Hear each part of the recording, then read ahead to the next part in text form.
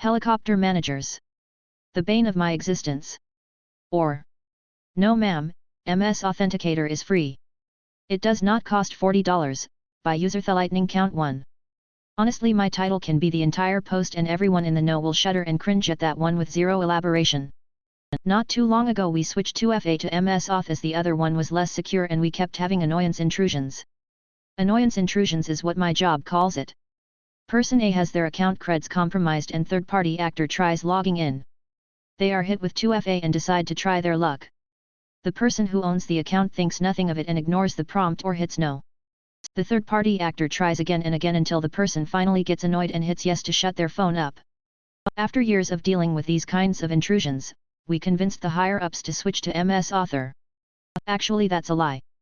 MS Auth is cheaper and that's how we got them to approve the switch. Anywho. We made the swap last year and we kept running into something I call helicopter manager syndrome. The manager would set up his/her entire staff on the 2FA for them. They would not have their workers grab the MS Auth app from the Play/App Store. They would just set it up for them and use secondary authentication methods, i.e. text/call methods. Well, fast forward to this year and new security policies are in place. Malicious third-party actors are able to intercept calls and text messages logging into accounts and compromising our network. Now it is app only. If you forget your phone, guess you gotta drive home. Your phone is lost/stolen/destroyed in a horrible paddle boat accident. Gotta get a new phone. Now I tell you that story to tell you this story.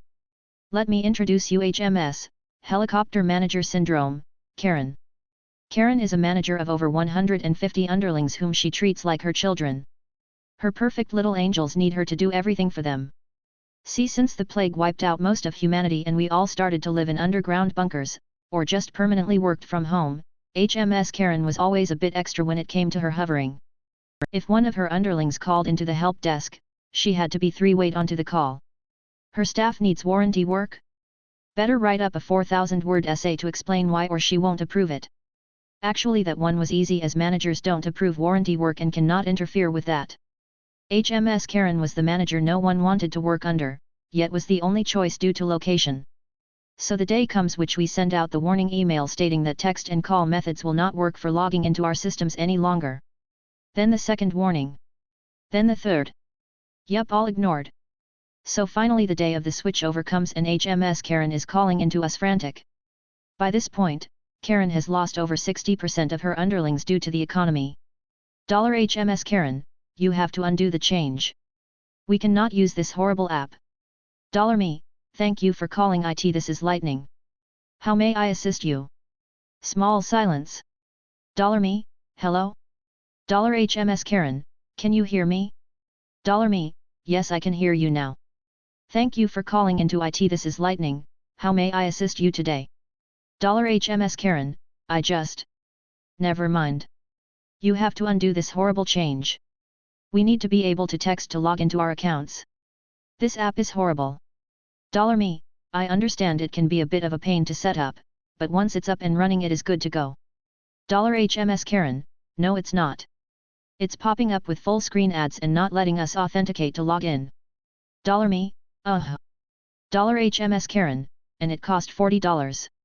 Do you know how expensive it is for me to pay $40 for 47 employees? $me, well I have some good news there. It is actually free. If the app you have is saying it costs $40, it is not the correct app. Also MS Auth does not have any ads. So that is not the correct app. You don't have to pay for it. $HMS Karen, that isn't true. I am looking at it right now on the Play Store. It's called the Authenticator app. It has a lock with a keyhole in it. $me, ma'am, MS Auth is free. It do not cost $40.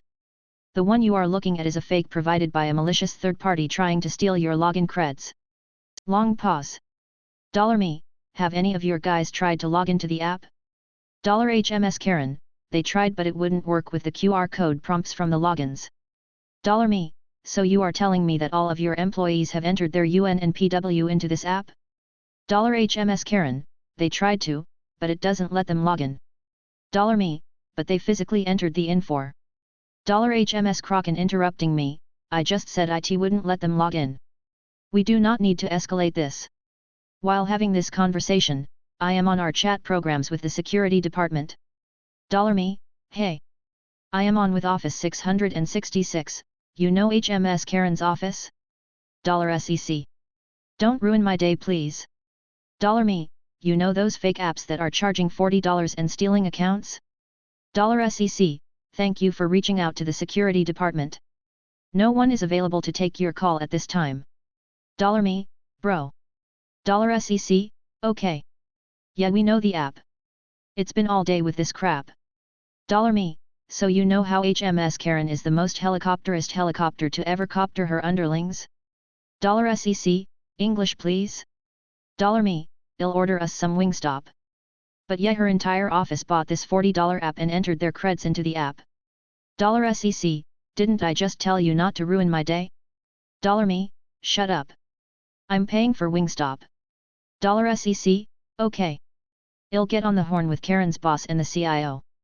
Let them know that Jimmy's about to be rustled. Right around this time. $HMS Kraken, did you just disable my account? $me talking really fast, per security policies, I have informed the security department of the possible intrusion. Everyone in your branch has had their accounts disabled for their protection. If any one of your employees use their our company PW for any of their non-work accounts, it is suggested to immediately change it. In my chat with security, the CIO was invited in as well as Karen's boss. $CIO, hey, invite me into this call.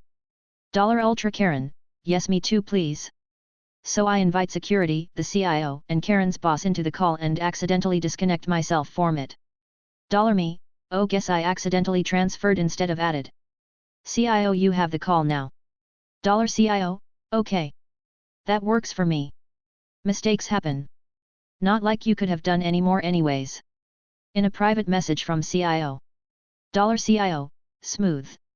HMS Karen's entire office was down that day and it took the security department 4 hours to set up their office on the correct MS Auth app cherry on top.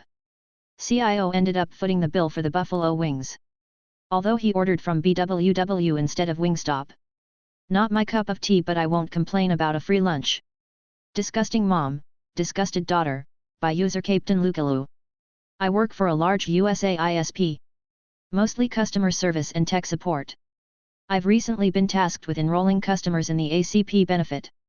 Government benefits for the internet. I'm talking to the owner of the account, the daughter. Her bill isn't what she expected, and it's because the ACP credit was taken away a few months ago.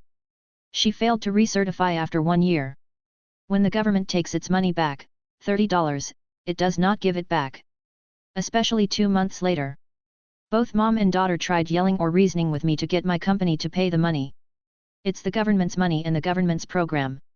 It's out of our hands. Completely, there's nothing I can do. Upset with my responses, the mother takes the phone from the daughter and begins to force burps into the phone. The daughter exclaims in the background, "Mom, stop, you haven't hung up, you are still on the phone."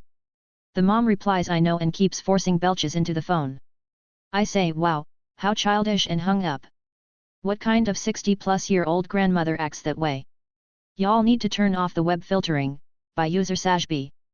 So long-time lurker, finally decided after some choice beverages on a read-only week to put this tale to pixels. Backstory. 5 years ago I was working as a one-man IT shop for a 6-location automotive group. My desk was located at the home office for the group, with 5 of the locations being within a 5-minute car ride to each. The 6th was over an hour away. When I took over, it was the Wild West. The company was still recovering from a ransomware attack. 10% of the computers were domain joined, 3 different domains between the locations, absolute nightmare.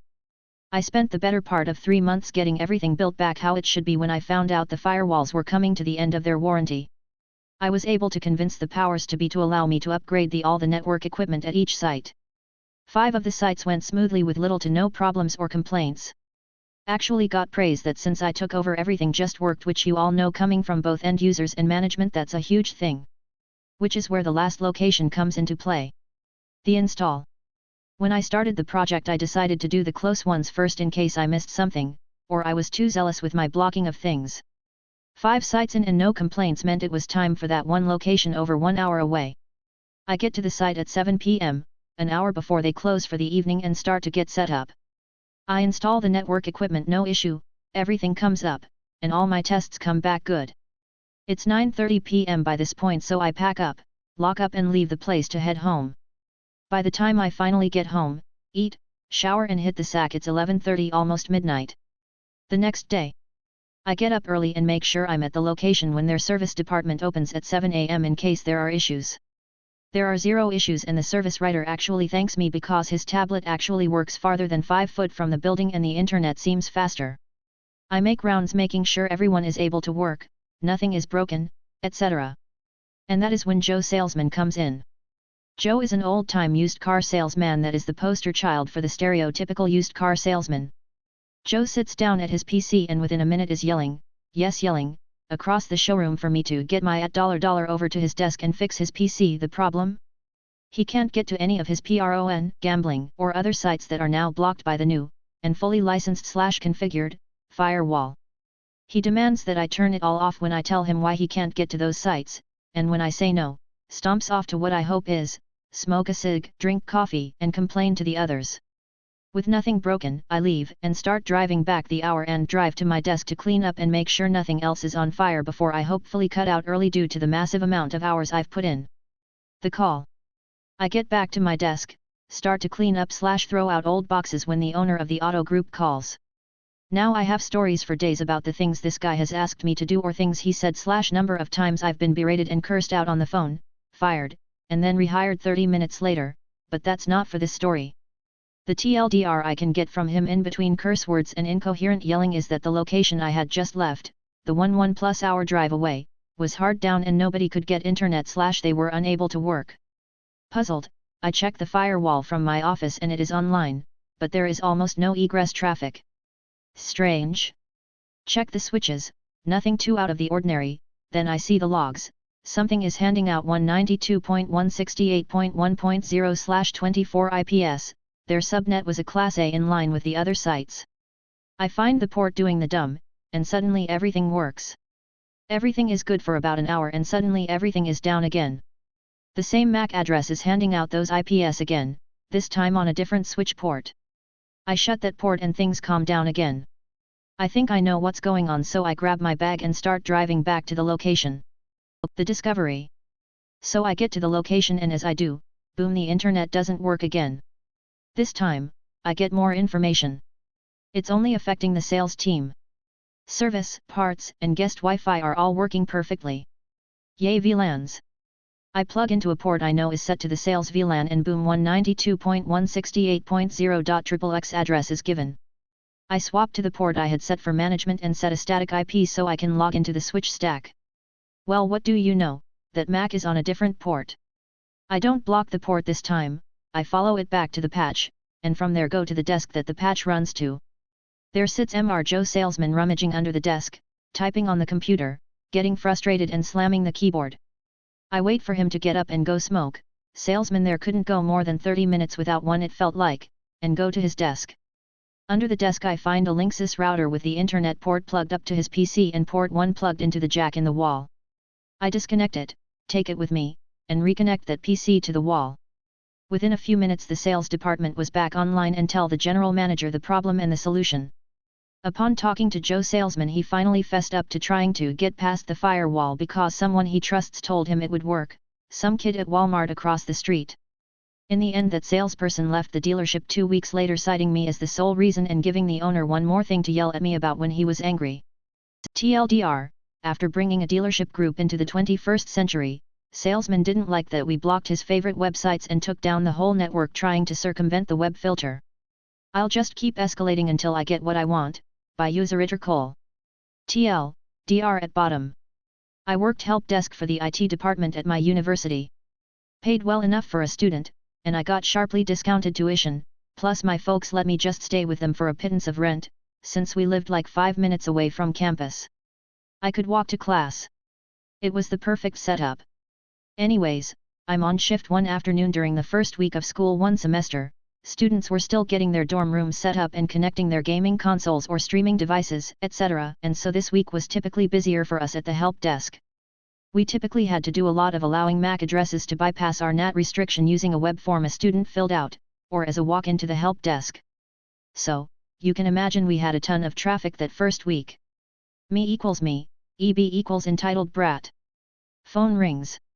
Me, thanks for calling the help desk at university, this is Nicole, how can I help? EB, yes, I need more bandwidth for my internet connection in my dorm room. The speeds I'm getting are unacceptable and I can barely connect to the PlayStation network. Please boost my bandwidth to minimum 200 MB down/40 MB up. Me, I'm sorry, sir, but I do not have control over that. Our network admin and CIO have set and determined the necessary bandwidth allowances for the dormitories along with the other buildings on campus by priority. We don't have enough bandwidth in our pipeline to accommodate that for you. EB, well, I understand that, but you see, my father is CEO of local company that donates to this university, and I think we can reach an understanding that I rightly deserve an extended bandwidth increase due to my family's background. Please stop making excuses and get it done. Me, once again, I'm sorry, sir. I cannot accommodate that, nor do I control it. EB, in a snooty rich boy tone, that's okay. I'll just go around you and keep escalating until I get what I want. Thanks. Click. Aside. The way we were set up was we had a single bandwidth pipeline for the whole school, and it was split two ways, the main campus buildings and the dorms. The former were priority for the bandwidth needs, and the dorms came second. State budgets being the way they were, that's all we could afford financially as our primary ISP. We had a smaller secondary ISP that was just for IT use in the server room if worst case happened and we had a total ISP failure going on, we could still keep some services going. So unfortunately, the dorms got less bandwidth and thus less speed. You just had to learn to time out when the best time to connect online for gaming and streaming was, and that was not in the evenings when everyone was back from class. For surfing the web or checking email, it was fine. For gaming and streaming video, not great. But it was what it was. Instead of streaming, you were better off collecting DVDs or renting them from the, then still open, video store in the area and connecting in a LAN with other dorm mates if you wanted to game multiplayer, or play solo on local campaign mode. Aside. I and the CIO and network admin were on casual terms, the IT department at the school was a tight-knit group, so I later asked them both how that all went down. EB escalated all the way up to the CIO who promptly told him to go pound sand and that he would not be receiving more bandwidth just because he was, local company CEO's, son. If he wanted more bandwidth, he'd have to go get his own personal data plan and hotspot to do that. EB lost his mind and threatened to get his, CEO, dad involved. CIO said go ahead, and called his bluff. Nothing ever happened and as far as I know EB made do or went and got his daddy to buy him a fancy cellular hotspot for his special internet needs, after his daddy talked to our CIO and got cleared to do so. Our CIO was a firebrand guy that knew how to handle himself in any situation and knew how to stand up to bullies and read political situations easily. Unfortunately for us, EB stuck around for a full ride 4 years in the dorms and so like clockwork at the beginning of each semester, we reset the NAT restriction filters between semester breaks for security reasons. So you had to get your MAC addresses resubmitted every semester as a result. He would call in with the same snooty attitude about other random junk, please reconnect the cable jack in my room. The Wi-Fi here is crap. This was after we had disconnected and pulled all old copper connections out of all campus buildings to save on infrastructure cost, save for that which had to be physically connected and the brand new WAPs we had mounted covering all rooms of every building. We always drew straws to see who got to deal with him. Dr. Entitled kid who had a rich father, thought he'd escalate to the top to get what he wanted, which was more bandwidth for his dorm room. Ended up losing in the end. I don't receive your emails, by user SNU15335. We provide Google Workspace and help desk support to our customers. We sent this valued customer, VC, an email that we closed out a ticket. VC, I received this email that you closed out my ticket, but I never received a resolution. I go back through the ticket to verify resolution was sent. SNU15335, we sent you this message on, date. If you did not receive it, please check your spam folder. VC, sends screenshot of spam folder. I never received it. I checked the Gmail logs. Not only was the message delivered, I can see that it was read, marked important, labeled, and archived. I ask VC to check for messages marked important and suggest that the problem may be due to a filtering rule or perhaps missed communication with her email delegate. No response from VC, which is about what I expected.